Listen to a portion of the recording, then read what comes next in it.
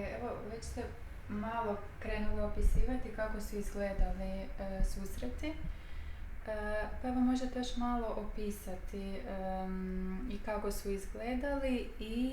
što vam je bio najdraži aspekt tog iskustva sa susreta. Pa evo, ja baš cijenim kad je nešto, kad mislim da je nešto baš stvarno jako dobro organizirano i baš za ovo mislim da je predobro organizirano. Tipa meni osobno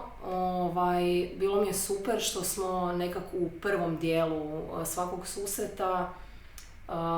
malo radili, nije baš teorija, ali je, što smo kao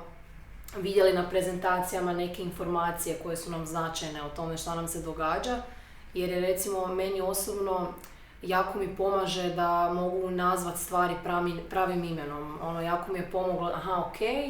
dakle ovako nešto što se meni dešava je zapravo ovo i smiruju me onda te stvari kad kao nije samo neki kaos meni u glavi i mislima, nego mogu imenovati to nešto što se dešava. I onda mi je u tom smislu to isto znanje koje smo skupili na početku susreta bilo jako korisno i taman bi me nekako to malo, kako kažem, umirilo kad bi došao ovaj zapravo duži iskustveni dio. Tako da mislim da je meni osobno taj neki format susreta u grupi baš jako dobro odgovarao. Zapravo sam nakon svakog susreta izašla jako iznenađena sa svime što se izdešavalo i činjenicom kako to sve organski dobro funkcionira među svima nama, da je to stvarno bio siguran prostor, ne sad kak se danas govori da je sve siguran prostor bez da su ljudi jednu rečenicu prozborili jednu s drugima, nego baš nekak mislim da smo stvarno stvorili neki svoj bubble. I isto kak si ti rekla, sam imala taj neki dojam, došla bi tu srijedom, zapravo sve druge stvari koje su se dešavale u životu bi malo pustila i nakon otprilike polovice susreta bi rekla da sam se uspjela malo prepustiti stvarno i steći neko povjerenje i ranjivije, iskrenije dijeliti svoja iskustva. I jako su mi značila sva druga iskustva koja sam čula, baš mi je jako to pomoglo u životu da se normalnije osjećam i da s manje srama nekog idem s tim dalje. Tako da to mi je zapravo neki najvažniji dio koji nosim, su mi možda tuđa iskustva. Nekak imam dojam kao da sam si onako pospremila u neke snježne kugle svaku od vas, pod cijeli neki mali svijet koji je svako donio. I tu i tamo im se vratim i baš to nekak negdje čuvam. I definitivno taj neki zapravo moj osobni osjećaj s kojim sam otišla, to mislim da mi je najvažnija stvar oko grupnih radionica bila da se ne osjećam nenormalno zbog tog iskustva koje imam, da ne doživljavam više, ali stvarno ne doživljavam više te stvari ko da nešto tu nije normalno, nešto je poremećeno s tim mojim procesom, nego mi je nekako lakše prihvatiti da zapravo sve što se dogodi je normalno za tako nekako iskustvo i to mi je baš donijela ta grupna. To svakako je moć grupe kad vidimo da su tu drugi sa sličnim iskustvima i velika je moć te kao male psihoedukacije koje smo imali na početku, kad vidimo samo koliko različitih reakcija može biti, kako to sve izgleda i da je sve ok. Tako da evo, drago mi je da si to nekako uzela. Ja se isto slažem s tim nekim osjećajem koji smo dobili kao, kako bi rekla, neko ti je poseban u životu, a ne znaš puno van toga i ne znaš kako mu dan izgleda, kako za njegova okolina, ali meni je to isto, baš zvuči sad sve tako emotivno, ali isto priče i ljudi koje neću zaboraviti, koje su, kad se s nekim osjetiš i to je to, baš tako sa kompletnom grupom i sa voditeljima, to mi je bilo samo super. I mislim da je to jedan dio koji je bio neizostavan da ovo sve funkcionira za nas i stvarno je tako ispalo. A koncept same podrške i tog grupnog procesa isto bio mi odličan. super mi je što je bilo tih psihoedukacija, super mi je što je bilo nekih praktičnih stvari za koje ono, ako nisi raspoložen kreativnost izražavati nekako isto, kažem, možda to sad stalno taj neki otpor da takneš u to, ali onda kad kreneš to bojati, crtati, onda ti samo navire još. Super su mi bili i trenuci meditacije, isto opuštanja, pa se uspiješ osjetiti neko olakšanje i mir u tome svemu, ipak su to teške teme. I meni je uvijek brzo prolazilo vrijeme, znam da nikad nismo završili u sat i pol, nikad i uvijek je bilo žao isto što završava. Baš mi je uvijek bio isti osjećaj, bilo mi je žao što sad završava, idemo sad. I naravno moram spomenuti da definitivno dio početka, kad to mi je isto jedno sjećanje, dolazimo pa svako radi svoju kavu, znači da znam svako kako je radio, koje piće, koji je pio čaj, onaj bokal čudni s vodom, dođeš tamo ko mali bufe, što ćeš spremiti, što ćeš pojesti, tako da i to mi je super, baš je stvarno neku kućnu atmosferu tu, baš kao neku ugodnu, pa je to sigurno zapravo, da. Drago nam je da ste osjetili to i to povezivanje išlo i od ovoga kad si radite kavu, kad si uzimate kekse, kada pričate 15-20 minuta prije nego što krenemo, nekako je baš bio lijepi uvod, onda bi uronili u tu temu i onda bi kasnije isto završili na nekakvim drugim temama, tako da stvarno je bilo vas predivno gledat kako se povezujete i bilo je predivno biti u toj tom sigurnom okruženju koje smo stvorili svi skupa kao grupa. Mislim da treba dati do znanja da su bili jako dobri voditelji. Jer mi je bilo isto jako lijepo. Nikad nismo bili prisiljeni, kao ako je bilo pitanje, recite nam o ovome ili onome, nikad nismo trebali nešto reći, ako se nismo osjećali sigurno u svome odgovoru, ali ako nismo htjeli nešto podijeliti, uvijek je bilo u redu, da ništa ne kažemo ili da šutimo. Ja znam da sam ja dosta često dosta šutljiva, da mi čak trebalo dosta dugo da se otvorim i da nešto malo više pričam, ali nikad nisam osjećala da je to nešto loše, niti da mi iko zamjera. I tako da mi je to isto jako drago, jako lijepo da smo mogli se nekako svojim tokom nekako otvoriti i ući u to. I često i češće nego za sebe se, ja mislim, prolila suzu za neku drugu, neću tuđu priču. Jer toliko se lijepo poveže sa osobom i iako je ne znaš onako ovako svaki dašnici, znaš te neke dubinske priče ko možda neko drugi u njihovom životu nije čuo, ali ne znam, dobiješ tu neku poveznicu koja ide nekako direktno, jako brzo, jako malo vremena i onda nekako je posebno, ja bih rekla. Čudan tip odnosa je to. Čudan tip odnosa, to je, neki odnos je, ali baš čudan. Meni je isto bilo super jer veselila sam se tome iz tjedan u tjedan, iako bi možda taj dan bi zaboravila na to ili bi bila u kaosu zbog nekih drugih obaveza i onda je više, to mi se činilo možda kao moram ići, kao moram i to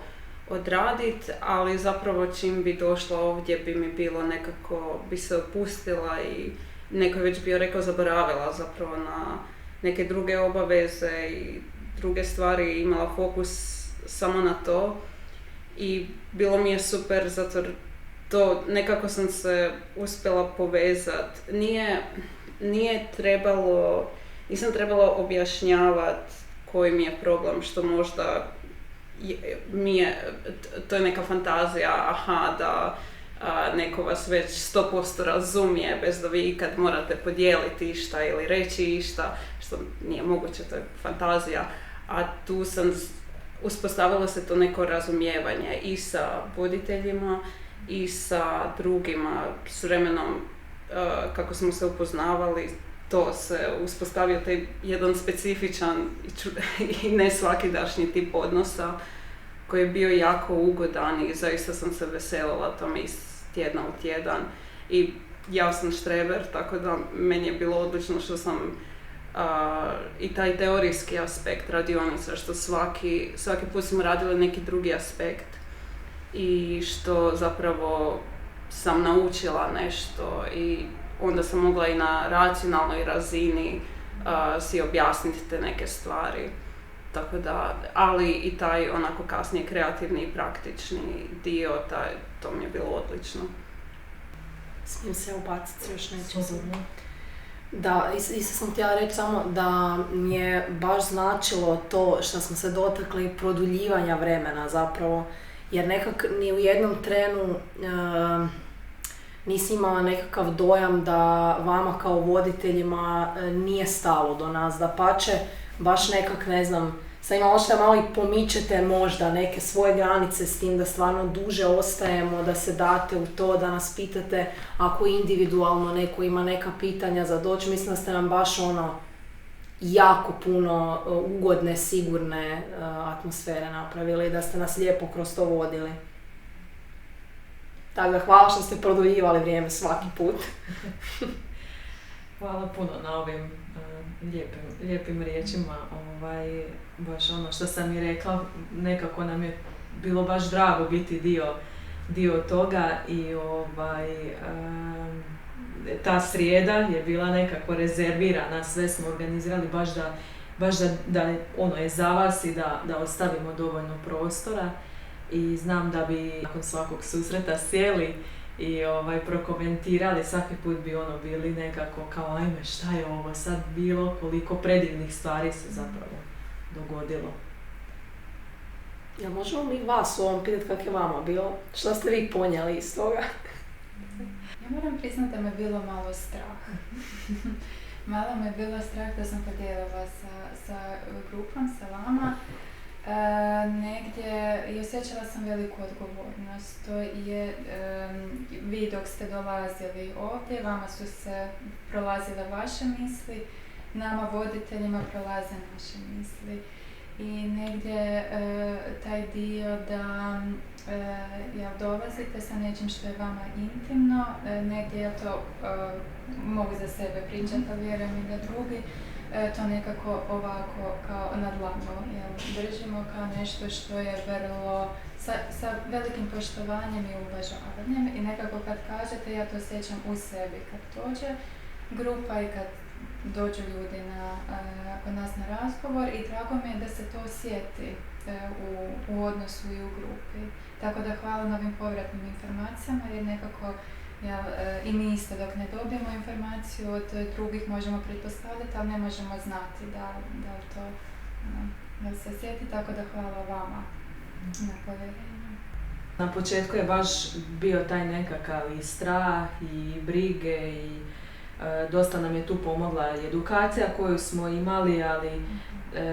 nekako bile su brige oko toga šta će se događati u grupi, kako će to izgledati. Ono što mi je bilo nekako bitno, da baš ovo što sam rekla, da tu srijedu rezerviram isključivo zato da nema nikakve žurbe prije te grupe, da tu lijepo imamo dovoljno vremena za postaviti sve, za pripremiti se, da možda i neke brige koje postoje, koje su osobne, da ostavim izvan sobe, da budem tih sat i po, 2, 3, koliko je trajalo tu s vama. I ovo je baš super opisala kao iskustvo držati na dlanu, jer kada gledam, vi ste isto došli tu novi, mi smo vama novi i nekako nemam očekivanje samo zato što smo mi tu voditelji da vi morate nešto reći, mislim po čemu, nego baš nam je bilo bitno stvoriti to, poštivati vaše vrijeme, koliko želite reći, u kojem vremenu želite reći, to je nekako bitno, baš da stvorimo taj prostor sigurni da onda možete izaći i da možemo ponijeti nekako ovo što ste rekli. Tako da, evo, nekako me baš uz cijelu grupu, kad gledam cijeli taj proces od početka pa onda i ovaj završni susret i sve, nekako me baš neki osjećaj dirnutosti i zapravo sam i zahvalna što sam bila dio tog iskustva, što sam imala priliku gledati kako se grupa povezuje i biti nekako dio toga i evo ga, tako da hvala vam na tome. Ja sam nekako bio jako intenzivno uključen u cijeli ovaj organizacijski dio projekta u sklopu kojeg su se te grupe održale, tako da ja sam nekako bio u tom šušuru zapravo dok se to sve organiziralo, pripremalo i rekao bih da mi je to donijelo dvije stvari. S jedne strane, sigurno da sam bio dijelom pomalo opterećen time da to sve dobro provedemo, da pružimo sve ono što smo isplanirali, što smo i željeli pružiti s naše strane. Ali s druge strane mi je to donijelo jedan zapravo nevjerojatan trenutak, jer u tim istim foteljama u kojima smo koju godinu prije sjedili i maštali o tome što bi mi sve mogli napraviti i kako bi to moglo izgledati, sad su odjednom u tim foteljama sjedili ljudi pravi koji su donijeli sebe, svoje živote i svoja iskustva i sa puno povjerenja odlučili to nekako staviti u naše ruke. Tako da mi je to bilo jedno nevjerojatno iskustvo i nešto što sam primio sa puno zahvalnosti, sa puno poštovanja. Ja moram reći da sam se uglavnom sam promatrao i divio sam se. Vi ste bili takva grupa oko koje ja doista nisam imao dojam da moram nekako uložiti velike napore. Vi ste stvarno velik dio priče odradili sami. Bilo je dovoljno da mi s naše strane damo malo inputa, da tu i tamo malo podržimo, poguramo, ali vi ste zapravo odradili najveći dio posla i u svemu tome ja sam dobio jako puno, tako da vam ja na tome stvarno zahvaljujem.